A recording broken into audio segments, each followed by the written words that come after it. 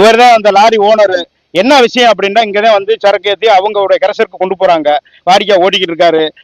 இது வரைக்கும் முறையான சீட்டுகளை கொடுத்துருக்காங்க. அன்றைக்கு நிலைமைக்கு சீட்டு இல்லை, நீ அள்ளிட்டு போ, நாங்க பாத்துக்கிறோம்னு சொல்லி லோடு பார்த்து போயிட்டாரு. இடையில அதிகாரி பிடிச்சிட்டாங்க.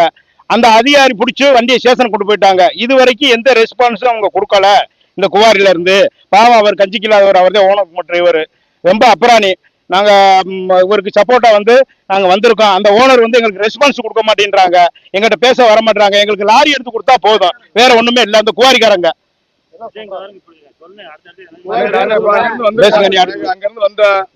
குவாரியில சீட்டு போற இடத்துக்கு வந்தா, சீட்டு போற இடத்துக்கு வந்து அவர்கிட்ட வந்து அந்த கணக்கு பிள்ளை, அவர் பேர் முத்து, இவரு சோனமுத்துன்றவரை நாங்க வந்து தொடர்புல, இவரு செல்ல போன்ல தொடர்பு கொண்டோம். அவர்கிட்ட வந்து கேட்க போகும்போது அவர் கரெக்டான ரெஸ்பான்ஸ் கொடுக்கல. ரெஸ்பான்ஸ் என்ன கொடுக்கலன்னா, என்ன ஏதுன்னு நாங்க கேட்கறதுக்குள்ள அவர் என்ன சொல்றாரு, எடுத்த உடனே என்ன சொல்றாரு, நல்லா தெரியாதுன்றாரு. நீங்க இப்படி பண்ணிட்டு நல்லா தெரியாது, மிரட்டுறாரு.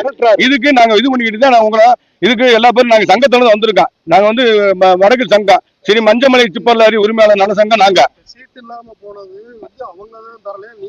அவங்க கொடுக்கல. இப்ப அவரு தான் வண்டி ஓட்டுனவர், அவரு தான் இருக்காரு. அவர் 500 ரூபாய் காலையில சீட்டுக்கு வேணும்ன்றது இவரு கொடுத்திருக்காரு. வண்டி ஓனரே கொடுத்திருக்காரு, எனக்கு சீட்டு வேணும்னு. கடைசியா லோட புடிச்சிட்டு வர சொல்லிட்டு சீட்டு கேட்கும் போது இல்லேன்னு இருக்காங்க.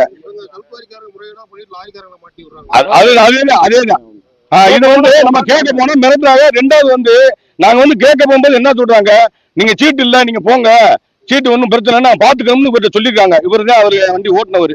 இவர்கிட்ட தான் அந்த மாதிரி மேட்டரை சொன்னவங்க அவங்க தான். இப்ப கேட்டா எனக்கு தெரியாதுன்றாங்க. இதுக்கு இது மாதிரி அடிக்கடிக்க நடக்குது. இப்ப பாதிக்கப்படுறது லாரி மக்கள் தான் பாதிக்கப்படுறமே தவிர மத்த எல்லாருமே நல்லா தான் இருக்காங்க. நாங்க தான் இன்னைக்கு 3 மாசம் ஆச்சு நாங்க வண்டி ஓட்டி, எங்க வாழ்வாதாரம் பாதிக்குது. பசியோட வந்து நாங்க வந்து ஒரு கிரசர்ல சரி அல்றாங்க, சீட்டு போட்டு அல்றாங்கன்னு சொல்லி வாரா, அதை வந்து மிஸ்யூஸ் பண்ணிக்கிட்டு இவங்க வந்து எங்களை வந்து மிரட்டுற மாதிரி பண்றாங்க. இது அவர் சொன்னது, எங்க வந்து உங்கள்கிட்ட சொல்லியிருக்கேன். இது என்னன்றதா இது பண்ணுங்க, நீங்க பேசுங்க. இந்த கோரிக்கை எங்களுக்கு லாரி வந்து ஸ்டேஷனுக்கு வண்டியை வந்து இது கொண்டு போயிட்டாங்க, லாரியை கொண்டு போயிட்டாங்க. முந்தா நாள் பிடிச்சது வண்டி.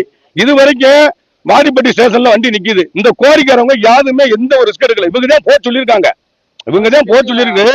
கம்முன்னு அவங்க இருக்காங்க. கேட்டா நம்ம பேசிக்கிறோம்ன்றாங்க. இதுக்கான விலை 3 நாளா என்னத்தை பேசுறாங்கன்னு தெரியல.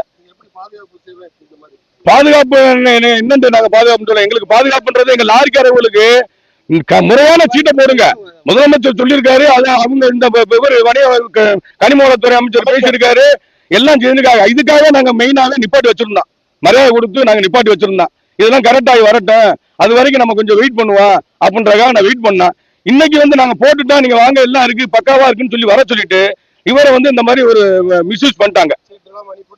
அவர் இப்ப மாட்டிக்கிட்டாரு. அவருக்கு அந்த ஒரு வண்டி வச்சிருக்காரு. அவரோட வாழ்வாதாரம் பூரா பாதிக்க, அந்த குடும்பத்தை யாரு தாங்கிறது? இப்படி பண்ணுனா என்ன பண்றது? இந்த லாரிக்காரங்க பெரிய மன உளைச்சல் போற கண்டிஷனுக்கு அவர் போயிட்டாரு.